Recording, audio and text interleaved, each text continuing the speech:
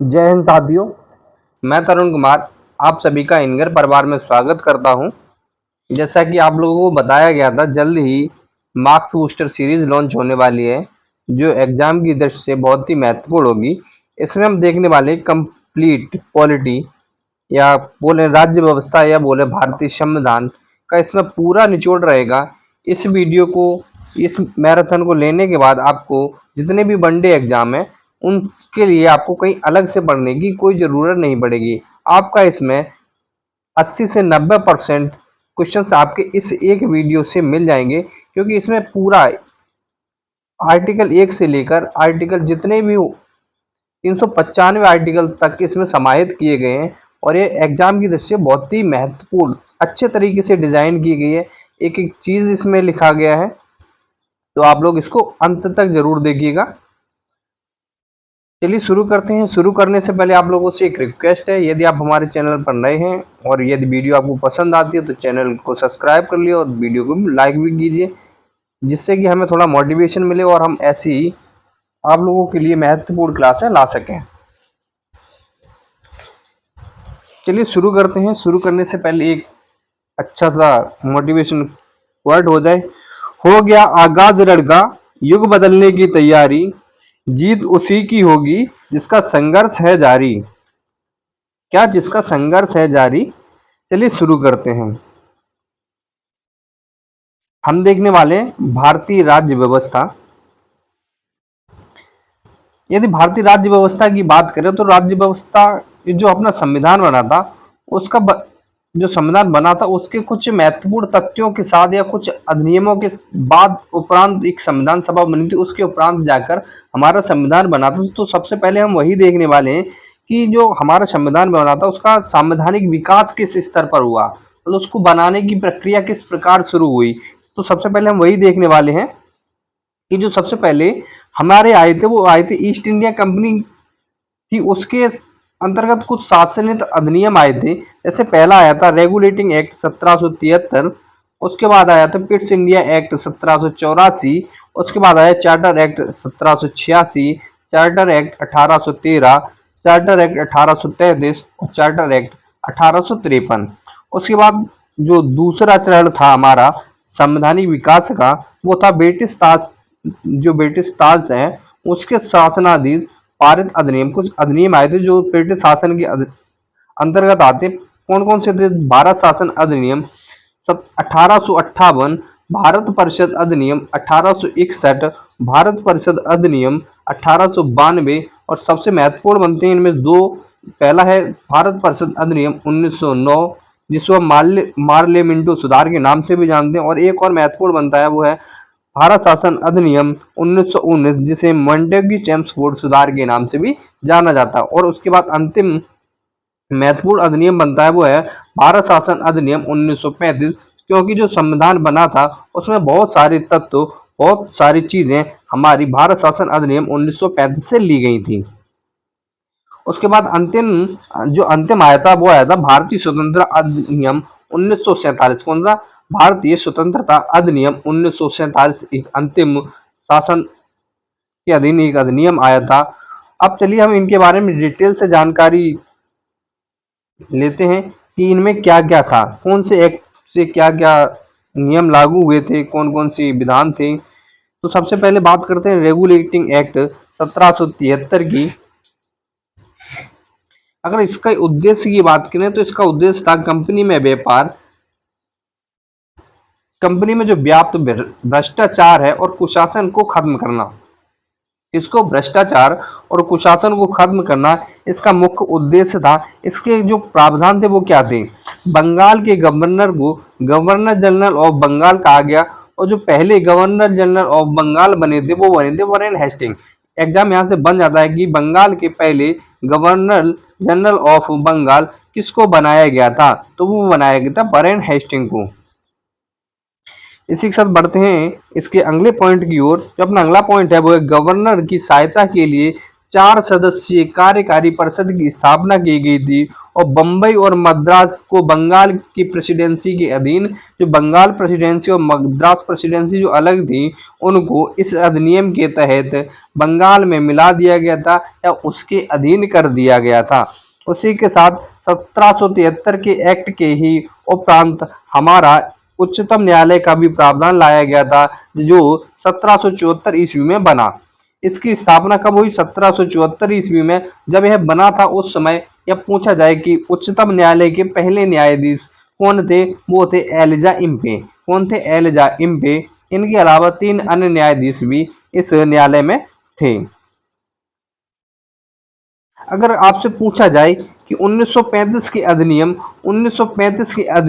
जो उच्चतम न्यायालय जो कोलकाता में बनाया गया था 1774 में, उसको 1935 के अधिनियम से दिल्ली स्थानांतरित कर दिया गया था और उसका नाम बदलकर उच्चतम न्यायालय से क्या संघीय न्यायालय कर दिया गया था। क्या?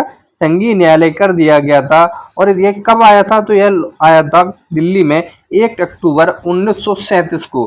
कब स्थानांतरित किया गया था कलकत्ता से दिल्ली? तो 1 अक्टूबर 1937 को। अगर बात की जाए यहाँ पर आधुनिक उच्चतम न्यायालय की, सुप्रीम कोर्ट की, वर्तमान सुप्रीम कोर्ट की, तो जो सुप्रीम कोर्ट है वो 28 जनवरी 1950 को इसका उद्घाटन किया गया था। कहाँ पर? दिल्ली में।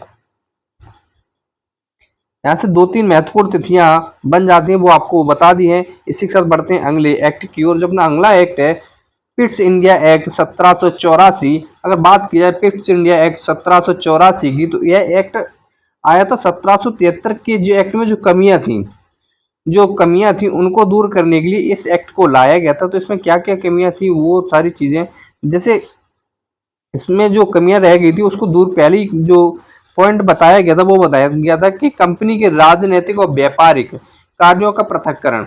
आपसे एग्जाम में पूछ लिया जाता है कि किस एक्ट के द्वारा कंपनी के राजनीतिक और व्यापारिक कार्यों को अलग किया गया था या पृथक्करण किया गया था। तो वो किया गया था 1784 के पिट्स इंडिया एक्ट के द्वारा।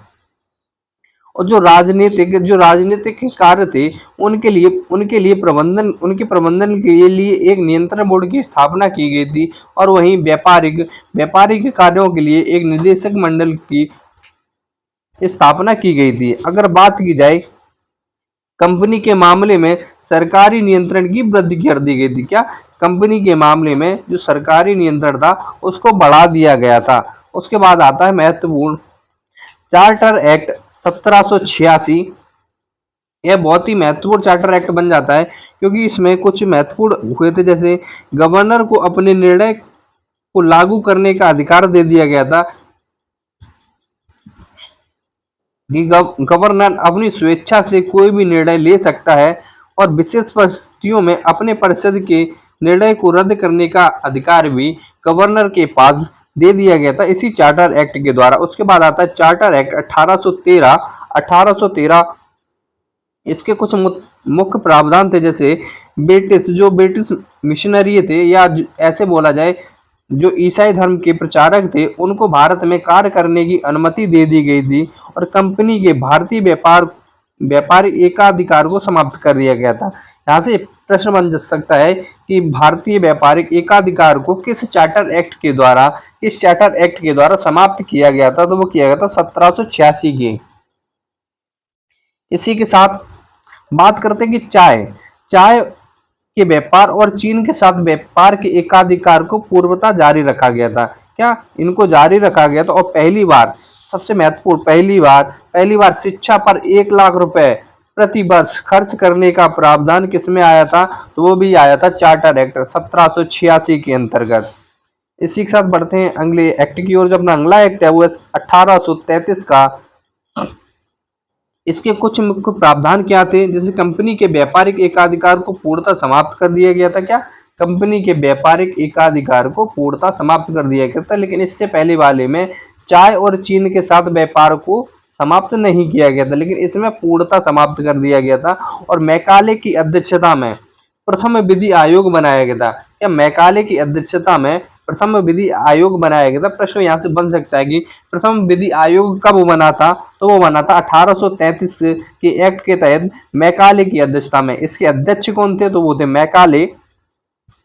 और यहाँ से एक और महत्वपूर्ण प्रश्न बनता है कि बंगाल का गवर्नर अब ब्रिटिश भारत का गवर्नर जनरल बन गया था। तो यहाँ से प्रश्न बनता है कि ब्रिटिश भारत का गवर्नर जनरल कौन था, तो वो था लॉर्ड विलियम बेंटिंक। पूछा जा सकता है कि ब्रिटिश भारत का प्रथम गवर्नर जनरल कौन बना था, तो वो बना था लॉर्ड विलियम बेंटिंक।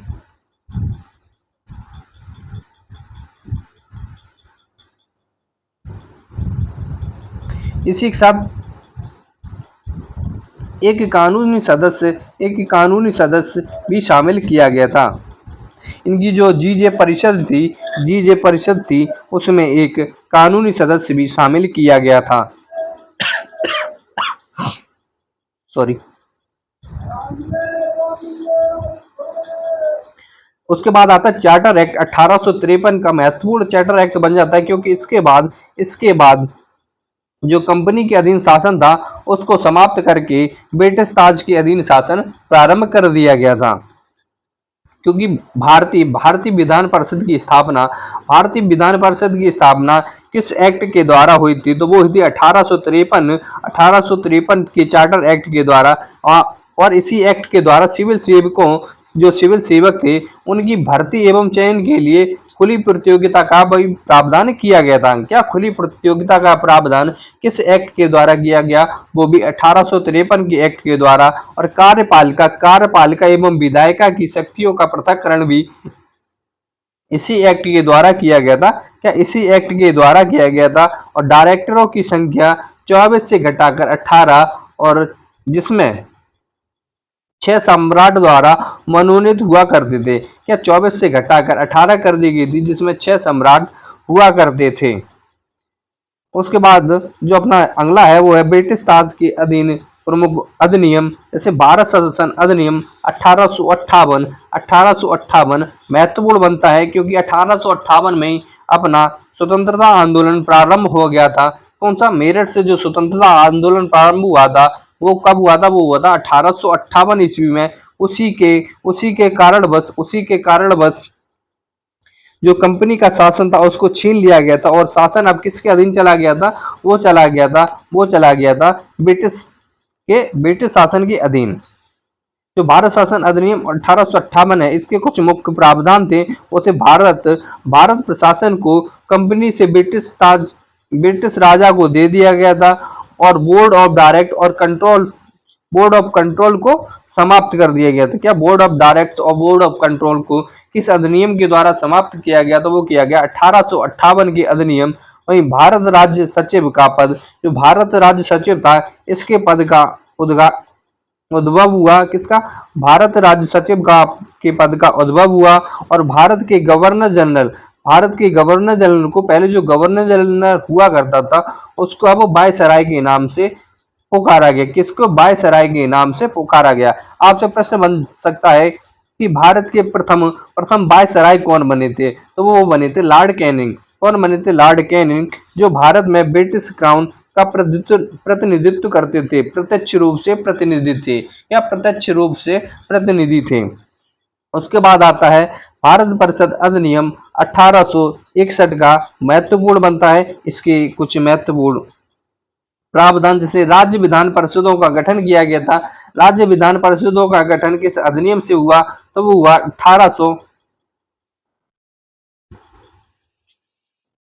1861 के अधिनियम के द्वारा। वहीं अध्यादेश जारी करने की शक्ति अब वायसराय को दे दी गई थी, और मद्रास और बम्बई प्रेसिडेंसियों का पृथक्करण कर दिया गया था। जो मद्रास प्रेसिडेंसी और बम्बई प्रेसिडेंसी थी, इनको पहले बंगाल के साथ मिलाया गया था। तो किस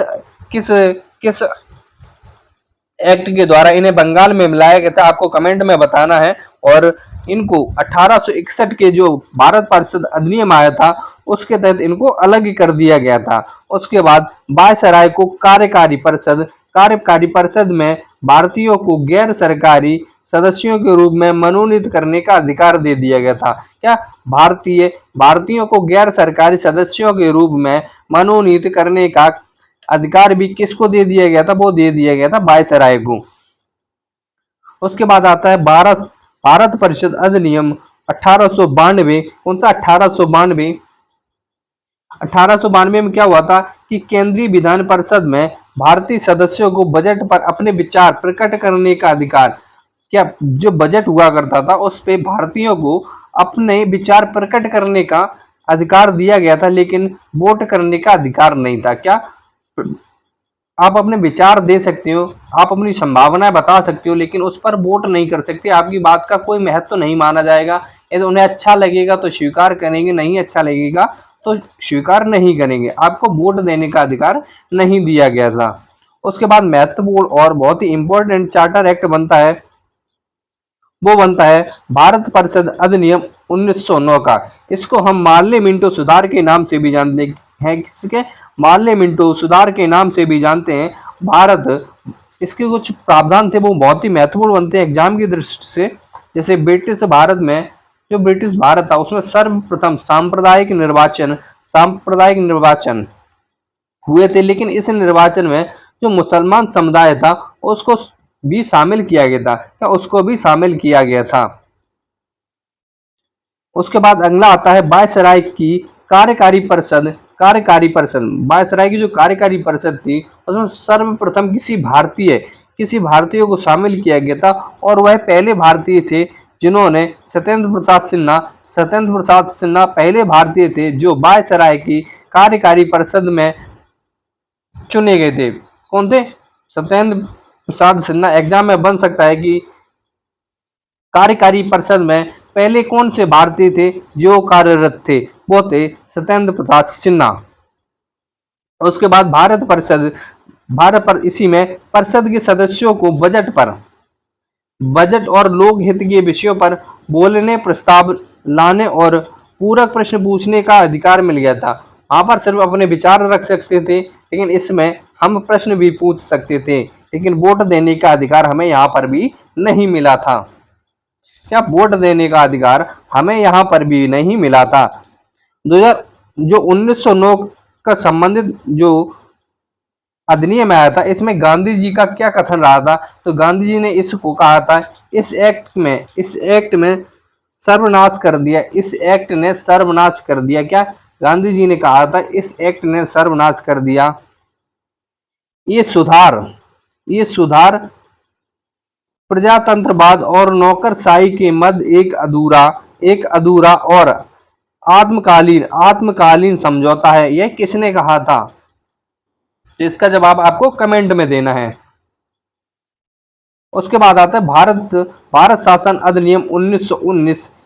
भारत शासन अधिनियम 1919, इसे किस अन्य नाम से जानते हैं? हम लोगों ने पहले देखा है, पहले आपको बताया कि इसको हम किस अन्य नाम से जानते हैं। तो इसका रिवीजन के तौर पर आपको कमेंट में लिखना है कि इसको हम अन्य किस नाम से जानते हैं।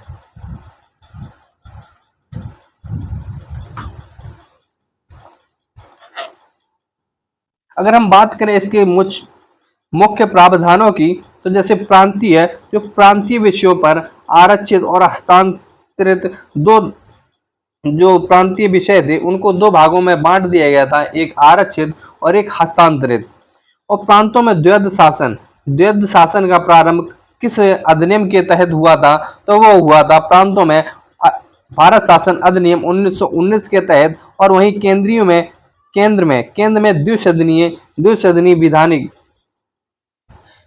में द्विसदनीय विधायिका का भी शुभारंभ किस अधिनियम के तहत हुआ? तो वह हुआ 1919 के तहत में। वहीं उत्तरदायी शासन शब्द का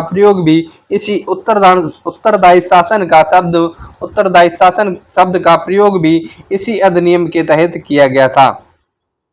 वहीं बात करते हैं सांप्रदायिक आधार पर निर्वाचन एवं प्रत्यक्ष निर्वाचन का प्रावधान भी इसी अधिनियम के तहत लाया गया था। क्या इसी अधिनियम के तहत लाया गया था? इसके बाद बात करते हैं भारत शासन अधिनियम 1935 की। बहुत ही महत्वपूर्ण बनता है एग्जाम की दृष्टि से। इससे एक आध प्रश्न एग्जाम में बहुत ज्यादा देखने को मिलते हैं। जैसे संघीय लोक सेवा आयोग की शुरुआत किस अधिनियम से हुई? तो वो ही 1935 के अधिनियम से, और इसी के साथ अखिल भारतीय संघ, और अखिल भारतीय संघ की स्थापना किस अधिनियम से की गई, तो वो भी की गई शासन अधिनियम 1935। वहीं अगर बात की जाए द्वैध शासन की, तो प्रांतों में समाप्त कर केंद्रों में लागू कर दिया गया था। कब, अगर पूछा जाए कि द्वैध शासन प्रांतों में किस अधिनियम के तहत चालू किया गया था, तो वो 1919 के तहत, लेकिन 1935 में इसको समाप्त कर दिया गया था और केंद्र में लागू कर दिया गया था। प्रांतों में उत्तरदायी शासन, प्रांतों में उत्तरदायी शासन की बात की गई थी। क्या, प्रांतों में उत्तरदायी शासन की बात की गई थी। वहीं संवैधानिक ढांचे का आधार क्या था, जो संवैधानिक भारत का संवैधानिक ढांचा है, संवैधानिक ढांचे का स्रोत भी भारत शासन अधिनियम रहा है। भारत शासन अधिनियम 1935 से भारत की संविधान में बहुत सी चीजें ली गई हैं, बहुत सी चीजें ली गई हैं। इसके बाद आता है द्विसदनीय केंद्रीय विधानमंडल की स्थापना। द्विसदनीय केंद्रीय विधानमंडल की स्थापना भी इसी अधिनियम के तहत हुई थी, और शक्तियों का विभाजन केंद्र तथा प्रांत दो भागों में कर दिया गया था। शक्तियों का विभाजन केंद्र और प्रांत दो भागों में कर दिया गया था। केंद्र की अलग शक्तियां थी, प्रांत की अपनी अलग शक्तियां थी। और वहीं फेडरल न्यायालय की स्थापना भी इसी अधिनियम के तहत हुई थी। तभी जाकर 1937 में दिल्ली में एक संघीय न्यायालय की स्थापना हुई थी। क्या, संघीय न्यायालय की स्थापना हुई थी। आपको बताना है कि जो वर्तमान का सुप्रीम कोर्ट है, उसका उद्घाटन कब हुआ था, तो उसका उद्घाटन कब हुआ था आपको कमेंट में बताना है। लेकिन जो ये अधिनियम आया था, इसको लखनऊ के कांग्रेस के लखनऊ अधिवेशन में इसको अस्वीकार कर दिया गया था। इसको मानने से मना कर दिया था, फिर इसके उपरांत आया भारत स्वतंत्रता अधिनियम 1947। कौन सा है, भारत स्वतंत्रता अधिनियम 1947। इसके अंतर्गत कुछ प्रावधान किए गए थे। वो किए गए थे ब्रिटिश भारत का विभाजन भारत और पाकिस्तान दो देशों के रूप में किया गया था। कब, भारत और पाकिस्तान दो देशों के रूप में किया गया था।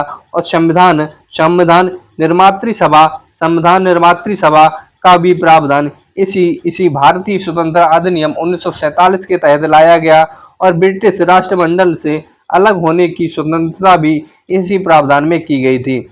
और जो भारत का राज्य सचिव पद था, इसको समाप्त कर दिया गया था। क्या, भारत का जो राज्य सचिव पद था, इसको समाप्त कर दिया गया था।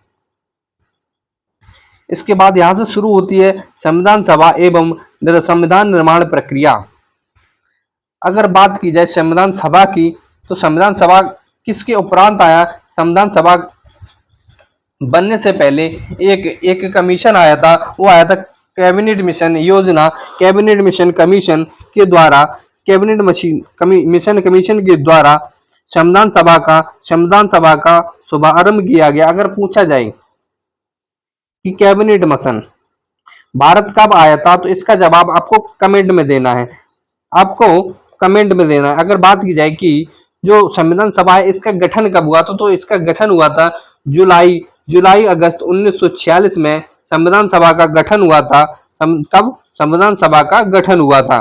अगर पूछा जाए कि संविधान सभा में कुल कितनी महिलाएं हैं, कई बार एग्जाम में पूछा गया कि संविधान सभा में कुल कितनी महिलाएं थी, तो संविधान सभा में कुल 15 महिलाएं थी। और इसकी जो पहली बैठक हुई थी वो हुई थी 9 दिसंबर 1946 को। कब, 9 दिसंबर 1946 को। दूसरी 11 दिसंबर 1946 को।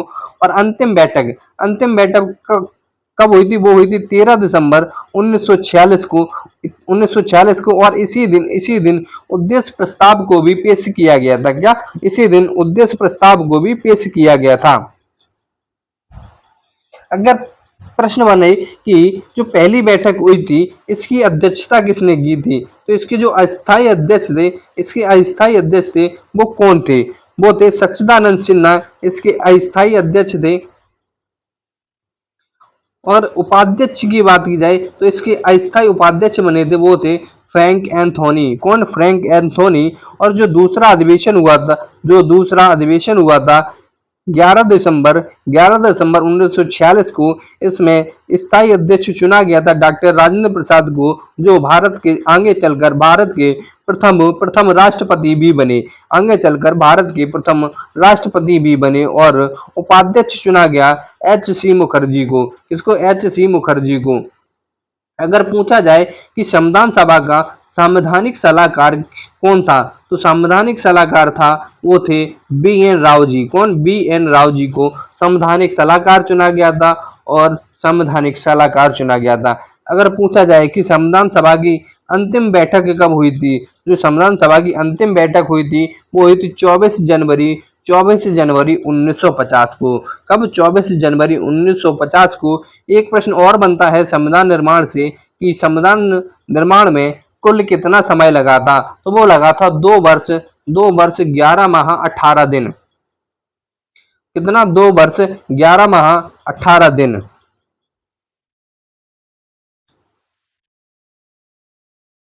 अब बात करते हैं 13 दिसंबर 1946 की। महत्वपूर्ण तिथि बनती है क्योंकि इसी दिन उद्देश्य प्रस्ताव या प्रस्तावना को लॉन्च किया गया था या प्रस्तुत किया गया था। ये किनके द्वारा प्रस्तुत की गई थी? तो किनके द्वारा प्रस्तुत की गई थी? तो की गई थी जवाहरलाल नेहरू के द्वारा। प्रश्न बनता है कि उद्देश्य प्रस्ताव को किसने पेश किया था? तो पेश किया था पंडित जवाहरलाल नेहरू ने। कब पेश किया था? तो 13 दिसंबर 1946 को। कब? 13 दिसंबर 1946 को पेश किया था। पहली बार संविधान सभा की मांग कब हुई थी? तो पहली बार जो संविधान सभा की मांग हुई थी वो स्वराज पार्टी ने 1924 में की थी। कब? जो 1924 में की थी। किसने? स्वराज पार्टी ने। हैदराबाद संविधान सभा में शामिल नहीं हुआ था। संविधान सभा में एक ऐसी ऐसी रियासत थी जो शामिल नहीं हुई थी। वो कौन थी? वो थी हैदराबाद। हैदराबाद संविधान सभा में शामिल नहीं हुई थी। और वहीं 26 नवंबर 1949 को संविधान को अंगीकृत कर लिया गया था। क्या? संविधान को अंगीकृत कर लिया गया था। और इसी दिन हम 26 नवंबर को ही हम राष्ट्रीय संविधान या कानून दिवस के रूप में मनाते हैं। क्या? 26 नवंबर को हम राष्ट्रीय संविधान या कानून दिवस के रूप में मनाते हैं। अगर बात की जाए संविधान सभा के सदस्यों की, तो जब भारत का विभाजन नहीं हुआ था उस समय जो सदस्य थे वो थे 389। कौन से? 389। उसके बाद जब भारत का विभाजन हो गया था तो सदस्य बचे थे कुल 299। कितने? 299। अगर बात की जाए कि इन सदस्यों का चयन किस प्रकार हुआ था, तो इन सदस्यों का चयन हुआ था 10 लाख व्यक्तियों पर एक व्यक्ति। क्या? 10 लाख व्यक्तियों पर एक व्यक्ति को चयनित किया गया था। इसी क्रम में संविधान सभा की कुछ प्रमुख समितियां थी जो महत्वपूर्ण हैं, जो एग्जाम में पूछी जाती हैं और ज्यादातर एग्जाम में देखने को भी मिलती हैं। अगर पूछा जाए कि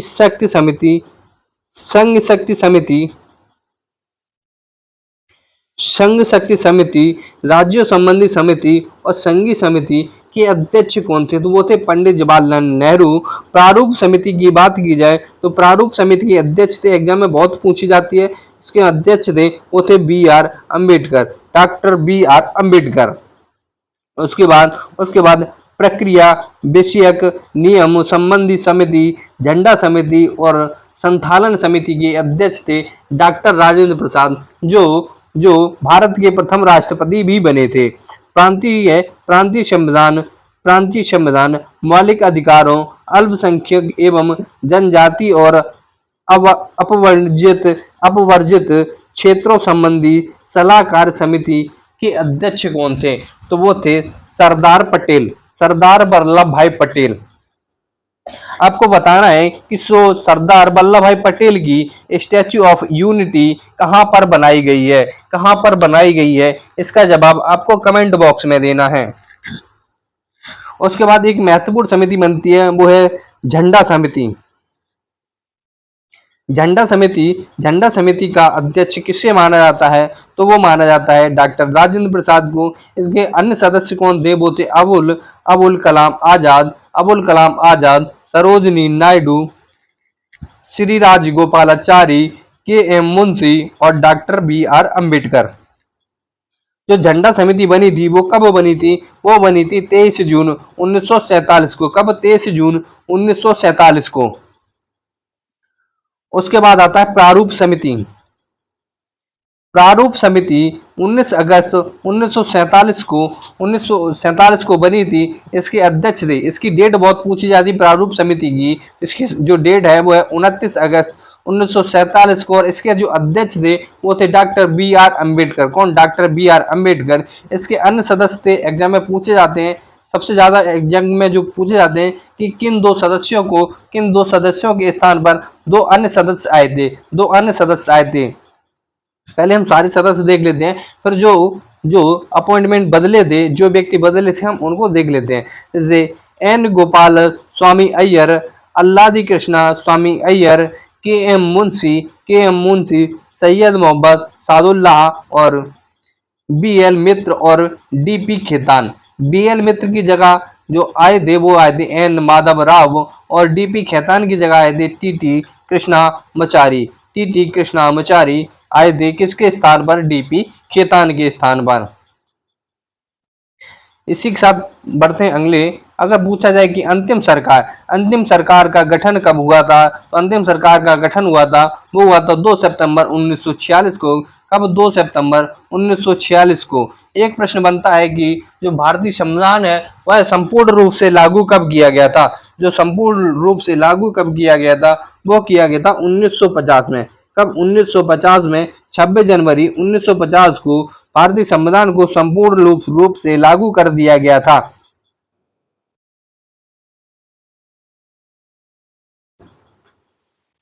जब संविधान बनकर तैयार हो गया था, तब यहाँ से प्रश्न बनता है कि संविधान में कुल कितने भाग थे? कुल कितने भाग थे? तो संविधान में उस समय कुल 22 भाग थे। कितने? 22 भाग थे। और अनुच्छेद पूछे जाए, आर्टिकल पूछे जाए, तो 395 आर्टिकल थे, 395 अनुच्छेद थे, 395 अनुच्छेद थे। अगर अनुसूचियों की बात की जाए, तो अनुसूचियां उस समय कितनी थी? उस समय कुल 8 अनुसूचियां थी। अगर वर्तमान की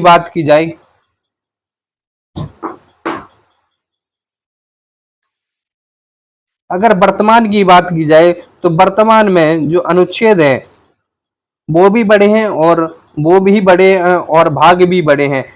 ऑप्शन में कभी कभी 22 ना देकर 25 दे देता है, तो हमारा सही जवाब वो 25 होगा। और वहीं अनुच्छेद की बात की जाए तो 395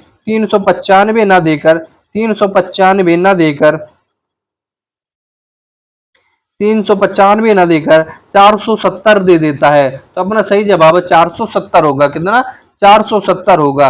अगर बात की जाए अनुसूचियों की, तो अनुसूचियों की संख्या पहले 8 हुआ करती थी, लेकिन वर्तमान में 12 है। कौन सी अनुसूची कब और किस संविधान संशोधन के तहत जोड़ी गई, ये सारी चीजें हम आगे जाकर देखने वाले हैं। तो आप लोग वीडियो में अंत तक बने रहिएगा, क्योंकि यह वीडियो आप लोगों के लिए मील का पत्थर साबित होने वाली है। यदि वीडियो आप लोगों को पसंद आ रही है तो वीडियो को लाइक कर दें, साथ साथ चैनल को भी सब्सक्राइब कर लें।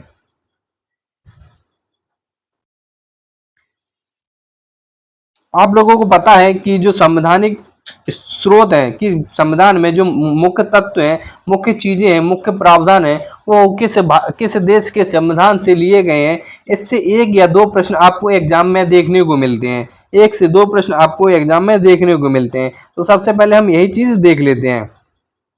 अगर पूछा जाए कि विश्व का प्रथम लिखित संविधान किस देश का है, विश्व का प्रथम लिखित संविधान किस देश का था, क्या किस देश का है, तो वो है यूएसए या अमेरिका का। किसका? यूएसए या फिर अमेरिका का।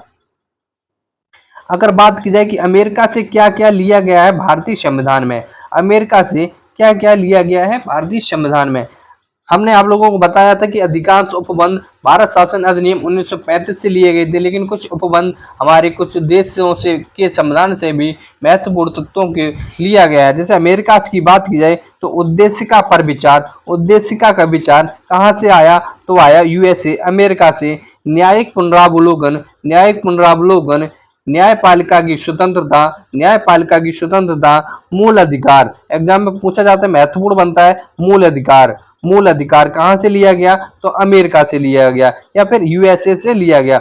उपराष्ट्रपति का पद अमेरिका से लिया गया। राष्ट्रपति पर महाभियोग, राष्ट्रपति पर महाभियोग किस आर्टिकल के तहत लगाया जाता है? तो आर्टिकल है 61।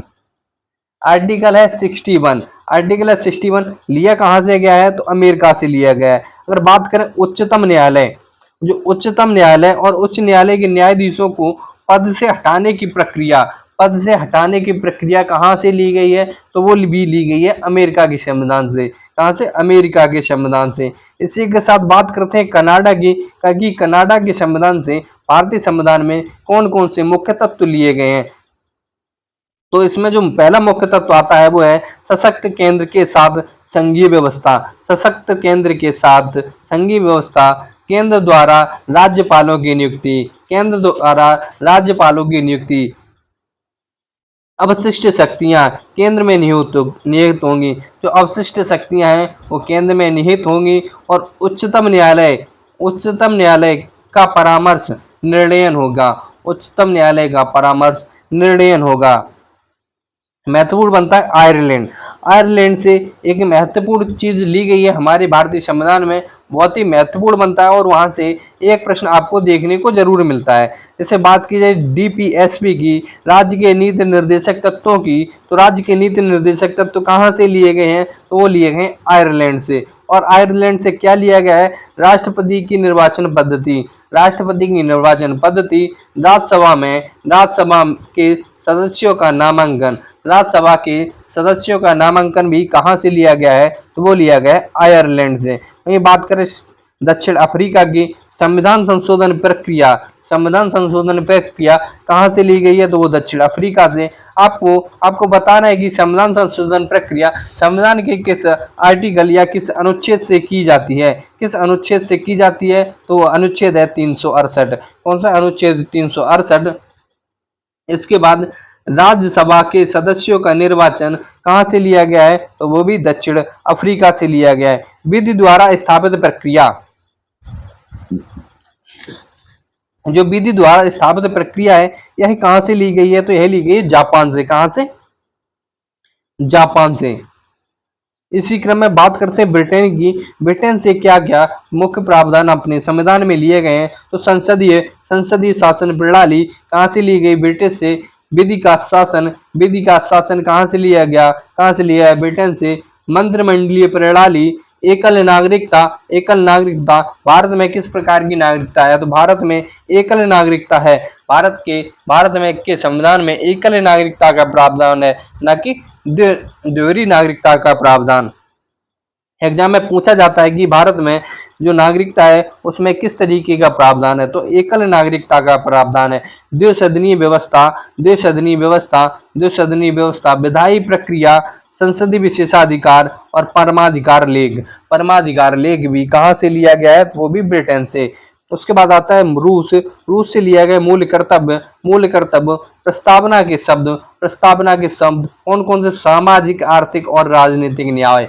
सामाजिक, आर्थिक और राजनीतिक न्याय कहाँ से लिए गए हैं? तो वो लिए गए हैं रूस से या फिर रसिया से। इसको पहले यूएसएसआर के नाम से भी जाना जाता था। अगर आपसे पूछा जाए कि जो मूल कर्तव्य इन्हें संविधान में कब जोड़ा गया था? यह मूल संविधान में थे या नहीं थे? यह मूल संविधान में थे या नहीं थे? यह मूल संविधान में थे या नहीं थे? इसका जवाब आपको कमेंट में बताना है। उसके बाद बात करते हैं ऑस्ट्रेलिया की। ऑस्ट्रेलिया से क्या लिया गया है? संसद के दोनों सदनों की संयुक्त बैठक। दोनों सदनों की संयुक्त बैठक कहां से ली गई है? तो ली गई है ऑस्ट्रेलिया से। उद्देशिका की भाषा, समवर्ती सूची की व्यवस्था कहां से ली गई? तो वो भी ऑस्ट्रेलिया के संविधान से। व्यापार, वाणिज्य और समागम की स्वतंत्रता कहां से ली गई है? तो वो भी ऑस्ट्रेलिया के संविधान से। आपात उपबंध है वो किस देश से लिए गए हैं? तो वो लिए गए हैं जर्मनी से। अब इसी क्रम में हम देखते हैं उद्देश्य का प्रस्तावना। सबसे महत्वपूर्ण टॉपिक यहाँ से अब स्टार्ट होते हैं। अपना संवैधानिक विकास और संविधान निर्माण प्रक्रिया दोनों पूरे हो चुके हैं। अगर यहाँ तक आपको वीडियो समझ में आ रही है और पसंद आ रही है तो वीडियो को लाइक कर दें, और साथ ही साथ इसका पूरा एपिसोड आपको देखना है, क्योंकि इसमें आपने देखा होगा, नोटिस किया होगा कि कहीं से भी कोई भी प्रश्न आपका छूटने वाला नहीं है, चाहे वो संवैधानिक विकास हो या फिर संविधान सभा हो या संविधान निर्माण प्रक्रिया हो या फिर आगे भी जो भी टॉपिक आएंगे वो सारे के सारे आपको पूर्णतः देखने को मिलेंगे।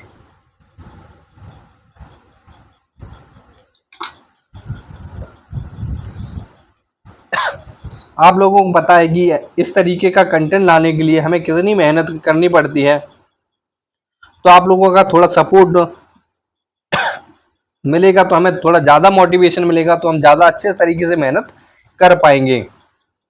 अगर पूछा जाए कि उद्देश्य का प्रस्तावना, प्रस्तावना को संविधान की आत्मा या संविधान की कुंजी किसने कहा था? संविधान की आत्मा और संविधान की कुंजी किसने कहा था? तो वो कहा था पंडित ठाकुरदास भार्गव ने। किसने? पंडित ठाकुरदास भार्गव ने संविधान की आत्मा, संविधान की आत्मा किसके कहा था? तो वो उद्देश्य का या प्रस्तावना को कहा था। अगर वही आत्मा शब्द, अगर आत्मा शब्द पर गौर किया जाए कि संविधान की आत्मा, संविधान की आत्मा बी आर अम्बेडकर ने किसको कहा था? बी आर अम्बेडकर ने संविधान की आत्मा किसे कहा था? तो वो कहा था अनुच्छेद 32 संवैधानिक उपचारों का अधिकार, संवैधानिक उपचारों का अधिकार, इसको बी आर अम्बेडकर ने संविधान की आत्मा कहा था।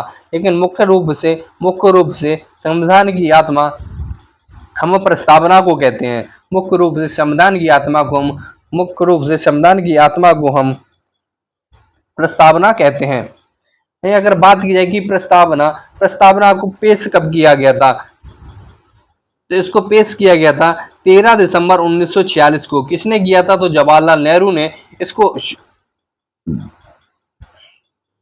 अंगीकृत कब किया गया? तो इसको अंगीकृत किया गया था 22 जनवरी 1947 को। 22 जनवरी 1947 को। अगर बात की जाए प्रस्तावना की, तो प्रस्तावना में न्याय, जो प्रश्न बनते हैं वो बनते हैं न्याय, कि प्रस्तावना में कितने न्यायों की बात की गई है? तो प्रस्तावना में कुल 3 न्यायिक व्यवस्था दी गई है। कौन सी? सामाजिक, आर्थिक और राजनीतिक। प्रस्तावना में सामाजिक न्याय, आर्थिक न्याय और राजनीतिक न्याय की बात की गई है। और वही स्वतंत्रता, विचार, अभिव्यक्ति, विश्वास, धर्म और उपासना, 5 प्रकार की स्वतंत्रताओं का वर्णन किया गया है। और वहीं प्रतिष्ठा और अवसर की समानता, प्रतिष्ठा और अवसर की समानता, 2 प्रकार की समानताओं की बात की गई है। और वहीं भ्रातृत्व, बंधुता, व्यक्ति की गरिमा की भी बात कही गई है। अगर आपसे पूछा जाए कि प्रस्तावना में अब तक की कितनी बार संशोधन हुआ है? तो प्रस्तावना में अब तक केवल 1 बार संशोधन हुआ है। वो कब हुआ है? वो हुआ है 42वें संविधान संशोधन 1976 में। 1976 में केवल 1 बार संशोधन किया गया है। और इस संशोधन के तहत पंथ निरपेक्ष, समाजवादी और अखंडता शब्द, क्या? पंथ निरपेक्ष, समाजवादी और अखंडता शब्द को जोड़ा गया था। इसी के साथ राजनीतिक जन्म, प्रस्तावना को राजनीतिक जन्म पत्री कहने वाले व्यक्ति कौन थे? वो थे के एम मुंशी। कौन थे? के एम मुंशी। के एम मुंशी संविधान का भाग, सबसे ज्यादा चर्चा रहती है और सबसे ज्यादा प्रश्न भी यहीं से पूछे जाते हैं कि प्रस्तावना संविधान का भाग है या नहीं। अगर पूछा जाए, पहला केस आया था बेरूवाड़ी बाद 1960। इस समय प्रस्तावना को संविधान का भाग मानने से मना कर दिया गया था सुप्रीम कोर्ट में। उसके बाद दूसरा केस आया केशवानंद भारतीय बनाम केरल राज्य। इसमें सुप्रीम कोर्ट ने अपने पुराने आदेश को नकार कर नया आदेश जारी किया कि यह प्रस्तावना का भाग होगा। क्या? इसने सिर्फ केशवानंद भारती मामले में सुप्रीम कोर्ट ने प्रस्तावना को संविधान का भाग माना था। लेकिन LIC ऑफ इंडिया बाद 1995, LIC ऑफ इंडिया बाद 1995 आया। इसमें सुप्रीम कोर्ट ने अपने पिछले सारे निर्णयों को अस्वीकार करते हुए प्रस्तावना को संविधान का एक अभिन्न अंग माना। क्या? प्रस्तावना को संविधान का एक अभिन्न अंग किस किस बाद में माना गया, तो वो माना गया LIC ऑफ इंडिया बाद 1995 में। अगर पूछा जाए संसदीय शासन प्रणाली का जनक किस देश को कहा जाता है, संसदीय शासन प्रणाली का जनक किस देश को कहा जाता है, वो कहा जाता है यूके या फिर ब्रिटेन को। राज्य क्या है, महत्वपूर्ण बनता है कि हमने संविधान तो पढ़ रहे हैं, संविधान की जरूरत हमें क्यों पड़ती है, संविधान की जरूरत पड़ती है हमें राज्य की व्यवस्था को बनाने के लिए। तो राज्य क्या है, राज्य क्या है, एक राज्य के लिए हमें कुछ चार मुख्य तत्वों की जरूरत पड़ती है। वो चार चीजें हमें एक राज्य का दर्जा दिलाती हैं। जैसे भूभाग, हमारे पास एक जमीन होनी चाहिए, एक भूभाग होना चाहिए, उस पर जनसंख्या होनी चाहिए। भूभाग है तो उस पर जनसंख्या भी होनी चाहिए, जनसंख्या भी होनी चाहिए। जब तक जनसंख्या नहीं होगी तब तक हम किस पर वो कानून लागू करेंगे, किस पर वो कानून लागू करेंगे। तो जनसंख्या भी होनी चाहिए, और उस जनसंख्या को संभालने के लिए एक सरकार भी होनी चाहिए। क्या, एक सरकार भी होनी चाहिए, और उस सरकार और जनसंख्या के बीच एक संप्रभुता का नाता भी होना चाहिए। क्या, संप्रभुता का नाता भी होना चाहिए। तो यह चारों चीजें मिलकर हमें एक राज्य का दर्जा दिलाती हैं। क्या, एक राज्य का दर्जा दिलाती हैं। इसी क्रम में बढ़ते हैं अगले टॉपिक की ओर। जो अपना अगला टॉपिक है वो है राष्ट्रीय प्रतीक। आपको पता है राष्ट्रीय प्रतीक बहुत ही महत्वपूर्ण बन जाते हैं। यदि आप एक भारतीय नागरिक हैं तो आपको भारतीय राष्ट्रीय प्रतीकों के बारे में महत्वपूर्ण जानकारी होनी चाहिए, और इससे ज्यादातर एग्जाम में एक या दो प्रश्न देखने को मिलते हैं। जैसे बात की जाए राष्ट्रीय ध्वज की, तो राष्ट्रीय ध्वज क्या है, राष्ट्रीय ध्वज है अपना तिरंगा। तिरंगा इसे अपनाया कब गया था, इसको अपनाया गया था 22 जुलाई 1947 को। कब, 22 जुलाई 1947 को। अगर आपसे पूछा जाए कि जो तिरंगा है इसको बनाने वाले कौन थे, तो इसको बनाने वाले थे वो थे पिंगली वेंकैया। अगर पूछा जाए कि जो तिरंगा झंडा होता है अपना राष्ट्रीय ध्वज होता है, उसका लंबाई और चौड़ाई का अनुपात कितना होता है, उसका लंबाई और चौड़ाई का अनुपात होता है 3:2 का अनुपात। कितना, 3:2 का अनुपात रहता है। एग्जाम में कई बार पूछा गया है कि भारतीय राष्ट्रीय ध्वज की लंबाई और चौड़ाई का अनुपात क्या रहता है, तो वो रहता है 3:2 का। अगर पूछा जाए जो पट्टियां होती हैं भारतीय तिरंगे में, कुल कितनी पट्टियां दर्शाई गई हैं, तो भारतीय तिरंगे में कुल 3 पट्टियां दर्शाई गई हैं। पहली केसरिया जो साहस का प्रतीक है, दूसरी सफेद जो शांति और सच्चाई का प्रतीक है, और तीसरी पट्टी है हरी जो उर्वरकता और समृद्धि का प्रतीक है। उसके साथ सफेद पट्टी में एक चक्र भी होता है जो नीले रंग का होता है। सफेद पट्टी में एक चक्र भी होता है, वह नीले रंग का होता है। उसमें कुल 24 तीलियां होती हैं, 24 तीलियां होती हैं जो न्याय का प्रतीक होती हैं। किसका, जो न्याय का प्रतीक होती हैं। और यह चक्र लिया कहाँ से गया है, यह चक्र लिया गया है अशोक के सिंह स्तंभ से जो सारनाथ में है। सारनाथ किस राज्य में स्थित है, आपको कमेंट में बताना है। सारनाथ किस राज्य में स्थित है, आपको कमेंट बॉक्स में बताना है। इसके बाद इसी के साथ बढ़ते हैं अगले राजकीय चिन्ह। जो अपना राजकीय चिन्ह है अशोक का सिंह स्तंभ, इसको कब अपनाया गया था, तो इसको अपनाया गया था 26 जनवरी 1950 को। कब, 26 जनवरी 1950 को। इसमें जो अंकित शब्द है, सत्यमेव जयते, यह कहाँ से लिया गया है, तो यह लिया गया मुंडकोष उपनिषद से। जो मुंडको उपनिषद है वहां से इसको लिया गया है। इसमें कुल कितने सिंह हैं, तो इसमें कुल 6 सिंह हैं। अगर पूछा जाए कि जो अशोक का सिंह स्तंभ है इसमें कुल कितने सिंह या शेर हैं, तो इसमें 4 शेर हैं। लेकिन हमें दिखते कितने हैं, तो हमें कुल 3 शेर ही दिखते हैं। कितने, कुल 3 शेर ही दिखते हैं। और इसकी जो निचली परत है उसमें अंकित चिन्ह कौन कौन से हैं, तो एक साइड बैल है, बीच में चक्र है, फिर घोड़ा है। क्या, बैल और अशोक चक्र और घोड़ा। उसके बाद आता है राष्ट्रीय गान। अगर बात की जाए राष्ट्रीय गान की, कि राष्ट्रीय गान को कब अपनाया गया था, तो राष्ट्रीय गान को अपनाया गया था 24 जनवरी 1950 को। कब, 24 जनवरी 1950 को। और इसको लिखा किसने था या इसके रचयिता कौन थे, वो थे रविंद्रनाथ टैगोर। कौन थे, रविंद्रनाथ टैगोर। और इसको जो गाने का समय होता है, इसको जो उच्चारण का समय होता है वो होता है 52 सेकंड। 52 सेकंड। और विशेष परिस्थिति में, अगर विशेष परिस्थिति हो, उस समय हम इसको इसको 20 सेकंड में भी पूरा कर सकते हैं। कितना? 20 सेकंड में भी पूरा कर सकते हैं। पहली बार प्रश्न बनता है यहाँ से कि जो जनगण मन है, जो राष्ट्रीय गान है, इसको पहली बार कब गाया गया था? तो इसको पहली बार गाया गया था 27 दिसंबर 1911 ईस्वी में। 27 दिसंबर 1911 ईस्वी में भारतीय राष्ट्रीय कांग्रेस कांग्रेस के कोलकाता अधिवेशन में। कब? भारतीय राष्ट्रीय कांग्रेस के कोलकाता अधिवेशन में इसको पहली बार गाया गया था। उसके बाद आता है राष्ट्रीय गीत। राष्ट्रीय गीत के रचयिता कौन है? या फिर पहला प्रश्न बनता है राष्ट्रीय गीत है कौन? राष्ट्रीय गीत है क्या? तो वह वंदे वंदे मातरम जो भारत का राष्ट्रीय गीत है, इसके रचयिता है बंकिम चंद्र चटर्जी, और इसको अपनाया गया था 1950 ईस्वी में। प्रथम गायन हुआ था, पहली बार गाया गया था 1896 ईस्वी में। कब? 1896 ईस्वी में। उसके बाद आता है राष्ट्रीय पंचांग। बहुत ही महत्वपूर्ण प्रश्न बनता है राष्ट्रीय पंचांग से कि राष्ट्रीय पंचांग को भारत संविधान में कब लाया गया? तो वो लाया गया 22 मार्च 1957 को स्वीकार किया गया था। और ये आधारित किस पर है? शक और संबत पर आधारित है। इसका पहला महीना जो होता है, इस पंचांग का जो पहला महीना होता है वो चैत होता है, और अंतिम माह फागुन होता है। क्या? अंतिम माह फागुन होता है।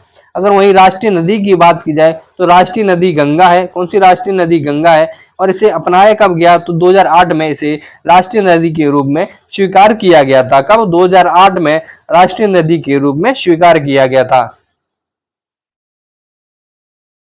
उसके बाद आते हैं अपने राष्ट्रीय त्योहार कि राष्ट्रीय त्योहार कौन कौन से हैं। जो राष्ट्रीय त्योहार है वो है गणतंत्र दिवस, जिसे हम 26 जनवरी को मनाते हैं। स्वतंत्रता दिवस 15 अगस्त को, और गांधी जयंती 2 अक्टूबर को मनाई जाती है। कब? 2 अक्टूबर को मनाई जाती है। इसी के साथ कुछ महत्वपूर्ण चीजें और हैं जो एग्जाम में पूछी जा सकती हैं, जैसे राष्ट्रीय वृक्ष कौन सा है? भारत का राष्ट्रीय वृक्ष कौन सा है? तो भारत का जो राष्ट्रीय वृक्ष है वो है बरगद। कौन सा? बरगद। इसको 1950 में अपनाया गया था। राष्ट्रीय पक्षी को क्या है? मोर। राष्ट्रीय पक्षी मोर है। इसे 26 जनवरी 1963 को अपनाया गया। वही राष्ट्रीय पशु बाघ है। इसको 1972 में जब टाइगर टाइगर प्रोजेक्ट आया था, उस समय इसको राष्ट्रीय पशु के रूप में घोषित किया गया। राष्ट्रीय पुष्प कमल है। 26 जनवरी 1950 को। विरासत पशु, जो राष्ट्रीय विरासत पशु है वह कौन सा है? हाथी। इसको कब विरासत पशु बनाया गया? तो 2010 में। कब? 2010 में। और वही जलीय जीव की बात की जाए, जो राष्ट्रीय जलीय जीव है वह है डॉल्फिन, गंगा डॉल्फिन। क्या? गंगा डॉल्फिन। इसको 2009 में 4 अक्टूबर 2009 में स्वीकार किया गया था। राष्ट्रीय मुद्रा क्या है? भारत की राष्ट्रीय मुद्रा क्या है? वो है रुपया। इसका जो निशान है, रुपए का जो निशान है, इसे कब अपनाया गया? तो इसे अपनाया गया था 15 जुलाई 2010 को। जो राष्ट्रीय रुपए है, रुपए का जो सिंबल है, इसको कब अपनाया गया था? तो इसको अपनाया गया था 15 जुलाई 2010 को।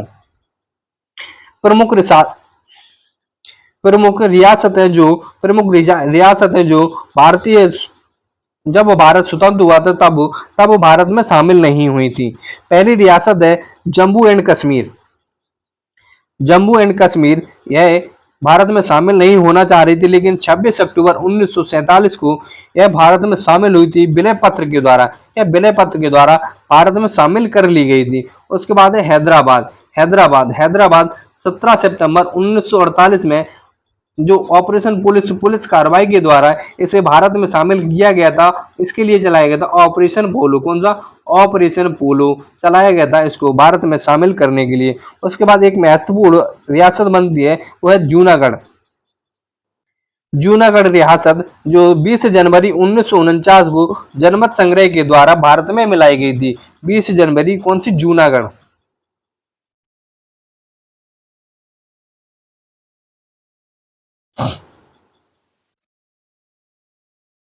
अब यहां से शुरू होता है अपना संविधान भाग 1।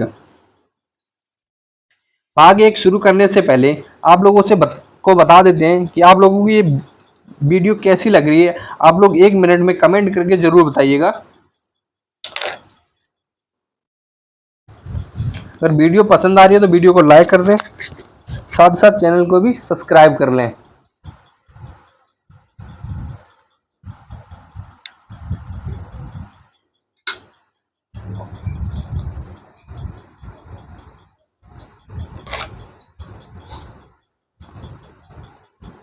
अगर बात करें भाग एक की, तो भाग एक क्या है? भाग एक है संघ एवं उसका राज्य क्षेत्र। संघ एवं उसका राज्य क्षेत्र, इसमें कुल आर्टिकल या कुल अनुच्छेद कितने हैं? तो इसमें कुल 4 अनुच्छेद हैं, 1 से लेकर 4 तक। हम इन अनुच्छेदों को डिटेल से समझेंगे और पढ़ेंगे, जिससे कि हमारा कोई प्रश्न ना छूटे। अगर अनुच्छेद 1 की बात की जाए तो इसमें क्या है? भारत अर्थात इंडिया राज्यों का एक संघ होगा। संघ संघ जो भारत संघ है, संघ के लिए हम यूनियन शब्द का यूज करते हैं। यूनियन शब्द का यूज करते हैं, ना कि फेडरल। फेडरल का यूज नहीं करते हैं। भारत एक कैसा देश है? भारत एक यूनियन देश है। इसीलिए जो भारत के राज्य हैं, वो भारत के राज्य हैं, वो कभी भी भारत से अलग नहीं हो सकते। क्या भारत से अलग नहीं हो सकते? अगर बात की जाए अनुच्छेद 2 की, अनुच्छेद 2 क्या कहता है? तो अनुच्छेद 2 कहता है नए राज्यों का प्रवेश या स्थापना। जो भारत है, जो भारत की मुख्य भूमि है, उसमें किसी नए राज्य का प्रवेश या किसी नए राज्य की स्थापना अनुच्छेद 2 के तहत की जाती है। अनुच्छेद 3 महत्वपूर्ण बनता है कि नए राज्यों का निर्माण और वर्तमान राज्यों के क्षेत्रों, सीमाओं और या फिर उनके नामों में परिवर्तन किस अनुच्छेद के तहत किया जाता है? जैसे अभी हाल ही में आंध्र प्रदेश से कुछ जिलों को काटकर तेलंगाना राज्य बनाएगा। उससे पहले उत्तराखंड, झारखंड, छत्तीसगढ़ राज्य भी बनाए गए थे। तो वो किस अनुच्छेद के तहत बनाए गए थे? तो वो बनाए गए थे अनुच्छेद 3 के तहत। उसके बाद अनुच्छेद 4 क्या कहता है? अनुच्छेद 4 कहता है संसद द्वारा अनुच्छेद 2 अथवा 3 के अंतर्गत बनाई गई विधि अनुच्छेद 368 के प्रयोजनों के लिए संविधान में संशोधन करने वाली विधि नहीं मानी जाएगी। यदि सिंपल भाषा में इसको समझा जाए तो इसका जो मुख्य अर्थ है वो है अनुच्छेद 2 और 3 में जो भी विधियां बनेंगी वह आर्टिकल 368 के तहत मान्य नहीं होंगी। क्या 368 के तहत, 368 के तहत मान्य नहीं की जाएंगी। इसके बाद आता है भाषा प्रांतीय आयोग। सबसे बड़ा एक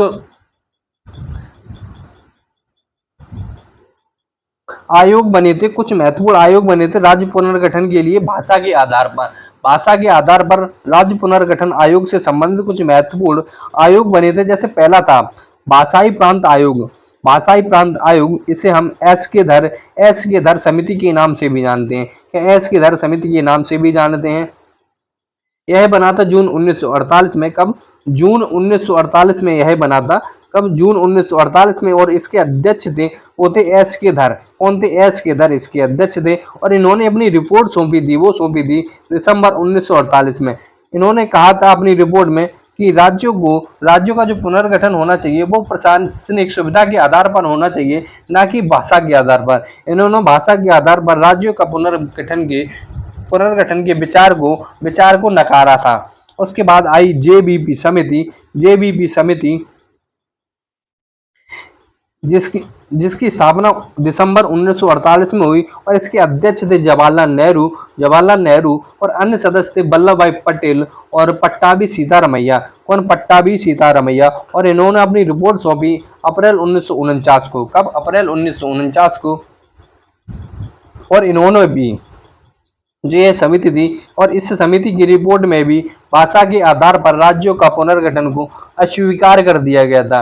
क्या? अस्वीकार कर दिया गया था, मान्यता नहीं मिली थी। उसके बाद आया राज्य पुनर्गठन आयोग। कौन सा आया? राज्य पुनर्गठन आयोग 1953। इसे हम फजल अली आयोग के नाम से भी जानते हैं। क्या?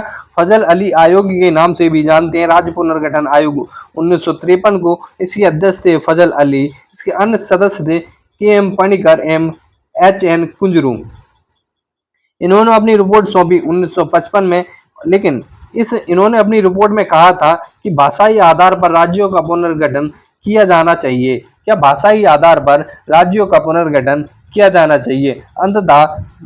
अंततः फजल अली आयोग की रिपोर्ट के अनुसार राज्यों का जो पुनर्गठन हुआ वो हुआ भाषा के आधार पर। अब वो जब पुनर्गठन हो गया तो सबसे पहला प्रश्न बनता है कि भाषा के आधार पर बनने वाला भारत का पहला राज्य कौन सा है। भारत का पहला राज्य है वो है आंध्र प्रदेश। आंध्र प्रदेश कब बना था 1953 ईस्वी में। इसका कारण क्या था, इसका जो मुख्य कारण था वो था 56 दिनों की भूख हड़ताल के बाद जो पोटाबी श्रीरामलू थी, इनकी मृत्यु हो गई थी 56 दिनों की लगातार भूख हड़ताल के कारण। और आंध्र प्रदेश का विभाजन कब हुआ, तो आंध्र प्रदेश का विभाजन हुआ 2 जून 2014 को। 2 जून 2014 को इससे तेलंगाना राज्य की उत्पत्ति हुई, तेलंगाना राज्य बनाया गया। इसी क्रम में देखते हैं कि विभिन्न राज्यों का गठन कब किया गया। कुछ महत्वपूर्ण राज्य जैसे आंध्र प्रदेश 1 अक्टूबर 1953 को, सिक्किम राज्य 13 मई 1975 को, गुजरात 1 मई 1960 को, मिजोरम 20 फरवरी 1987, नागालैंड 1 दिसंबर 1963, हरियाणा 1 नवंबर 1966, हिमाचल प्रदेश 25 जनवरी 1971, मेघालय 21 जनवरी 1972, मणिपुर भी 21 जनवरी 1972, त्रिपुरा 2 जनवरी नहीं, 21 जनवरी है, सॉरी, त्रिपुरा की भी 21 जनवरी है, 21 जनवरी 1972, अरुणाचल प्रदेश 20 फरवरी 1987, गोवा 30 मई 1987, छत्तीसगढ़ 1 नवंबर 2000, उत्तराखंड 9 नवंबर 2000 और झारखंड 15 नवंबर 2000। और अंतिम बना तेलंगाना 2014 में। अंतिम बना तेलंगाना 2014 में। कब बना, 2 जून 2014 को। 2 जून 2014 को तेलंगाना। उसके बाद आया 2019 का। 2019 में 31 अक्टूबर 2019 को जम्मू एंड कश्मीर पहले राज्य हुआ करते थे, या पहले राज्य हुआ करता था, लेकिन बाद में 31 अक्टूबर 1949 को, सॉरी 31 अक्टूबर 2019 को जम्मू एंड कश्मीर को दो केंद्र शासित प्रदेशों जम्मू एंड कश्मीर और लद्दाख में विभाजित कर दिया गया। और वहीं दादरा और नागर हवेली एक अलग केंद्र शासित प्रदेश हुआ करता था, और दमन और दीव एक अलग केंद्र शासित प्रदेश हुआ करता था। लेकिन अधिनियम 2019 के तहत अनुच्छेद 240 में कि गांव में संशोधन करके दोनों को संघ राज्यों के क्षेत्र पर विलय कर दिया, मतलब दोनों को आपस में मिला दिया। कब, 2019 में। इसके बाद इसी से संबंधित है महत्वपूर्ण कुछ संविधान संशोधन जो एग्जाम में पूछे जाते हैं। जैसे 9वां संविधान संशोधन क्या कहता है। जो 9वां संविधान संशोधन अधिनियम 1960 का है, यह बेरूवाड़ी संघ क्षेत्र को पाकिस्तान को सौंपा गया था। जो बेरूवाड़ी संघ था, इसको पाकिस्तान को सौंपा गया था। कब, 1960 ईस्वी में। उसके बाद एक और आया 100वां संविधान संशोधन 2015 का कि कुछ भारतीय भाग था, जो कुछ भारतीय हिस्सा था, उसको किसको सौंपा गया, उसको बांग्लादेश को सौंपा गया था। किसको, बांग्लादेश को सौंपा गया था। और इसी से संबंधित और संविधान संशोधन है, जैसे 35वां संविधान संशोधन। 35वां संविधान संशोधन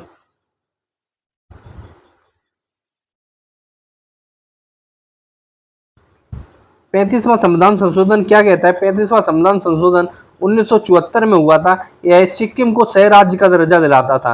या सिक्किम को सह राज्य के रूप में सिक्किम को शामिल किया गया था 35वें संविधान संशोधन के तहत। वहीं 36वें संविधान संशोधन के तहत सिक्किम को पूर्ण राज्य का दर्जा दे दिया गया। सिक्किम को पूर्ण राज्य का दर्जा दे दिया गया था। उसके बाद जो सातवां संविधान संशोधन 1956 हुआ, 1956 हुआ। इसके जरिए 1 नवंबर 1956 को 14 राज्य और 6 यूटी केंद्र शासित क्षेत्रों में विभाजित या गठन किया गया था। क्या गठन किया गया था। उसके बाद आता है भाग 2, नागरिकता। बहुत ही महत्वपूर्ण बनता है और इससे एक प्रश्न आपको एग्जाम में देखने को मिलेगा। क्या है, भाग दो की बात करें तो नागरिकता सिटीजनशिप, अनुच्छेद की बात करें तो इसमें अनुच्छेद है 5 से लेकर 11 तक। एक किस देश से लिए गई है तो एकल नागरिकता ली गई है ब्रिटेन इंग्लैंड से। इसका जो नागरिकता अधिनियम है वो है 1955। कौन सा है? 1955। इसमें कुल अनुच्छेद है 5 से 11 तक। हमें सारे अनुच्छेद देखने वाले हैं। जैसे अनुच्छेद 5 क्या कहता है? अनुच्छेद 5 कहता है संविधान लागू होने के समय नागरिकता। भाई अनुच्छेद अनुच्छेद 6 क्या कहता है? अनुच्छेद 6 कहता है पाकिस्तान से भारत को स्थानांतरित करने वाले कुछ व्यक्तियों के अधिकार।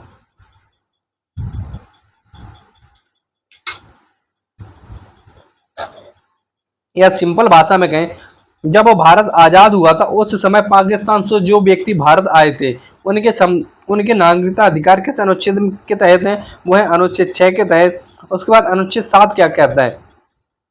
पाकिस्तान को जाने वाले व्यक्ति कुछ समय बाद भारत लौट कर आ गए, उनके नागरिकता के अधिकार इसमें अनुच्छेद 7 में है। उसके बाद अनुच्छेद 8 क्या कहता है? भारत के बाहर रहने वाले भारतीय उद्भव के लोग, कुछ व्यक्तियों की नागरिकता के अधिकार। जो व्यक्ति भारत में रहते हैं, एनआरआई हो गए, वो उनके अधिकार किसमें? अनुच्छेद 8 के अंतर्गत आते हैं।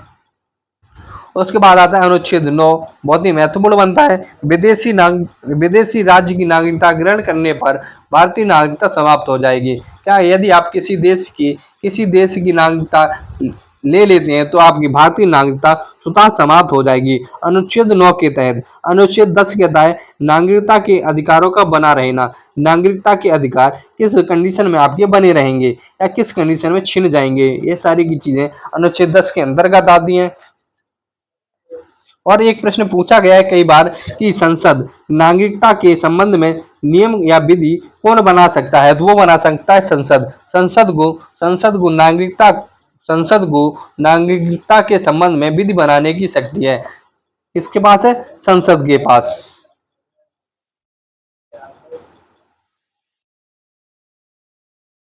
अगर आपसे पूछा जाए कि भारतीय नागरिकता का आधार क्या है, प्राप्त करने का आधार क्या है, भारतीय नागरिकता आपको किस कंडीशन में मिल सकती है? तो आपको 5 कंडीशनों में मिल सकती है। एक तो जन्म से, या फिर वंश परंपरा से, या फिर पंजीकरण से लेने के लिए आपको कम से कम 7 वर्षों तक भारत में लगातार रहना पड़ेगा, तब जाकर आप पंजीकरण कर सकते हैं। देशीकरण द्वारा अर्जित भूमि के समामेलन पर, जैसे कोई देश किसी भी जगह को हम भारत में मिला लें तो उसके तहत भी आपको भारतीय नागरिकता मिल सकती है। खत्म नागरिकता खत्म होने का क्या प्रावधान है? तो नागरिकता त्याग, नागरिकता का आप स्वतः त्याग कर दें, या सरकार द्वारा आपको नागरिकता वंचित कर दी जाए, या किसी अन्य देश की नागरिकता आप ग्रहण कर लें तो भारतीय नागरिकता स्वतः ही समाप्त हो जाएगी आर्टिकल 9 के तहत। उसके बाद एक अधिनियम आया, नागरिकता संशोधन अधिनियम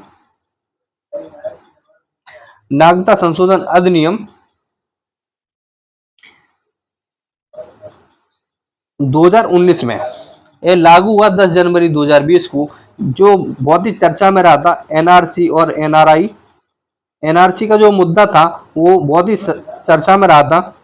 इसमें क्या, इस जो अधिनियम आया था इसमें क्या था? इसमें जो प्रावधान थे वो थे अफगानिस्तान, पाकिस्तान और बांग्लादेश से जो भी अल्पसंख्यक नागरिक हैं, अल्पसंख्यक समुदाय हैं, उनके लिए नागरिकता के अधिकार की बात की गई है। इसमें कौन कौन से समुदाय आ सकते हैं? हिंदू आ सकते हैं, मुस्लिम आ सकते हैं, नहीं मुस्लिम तो यहाँ पे नहीं है, हिंदू, फारसी, अरबी, जितने भी सिख, जितने भी अल्पसंख्यक समुदाय हैं इन देशों में, उनके नागरिकता के अधिकार की बात इसमें की गई है।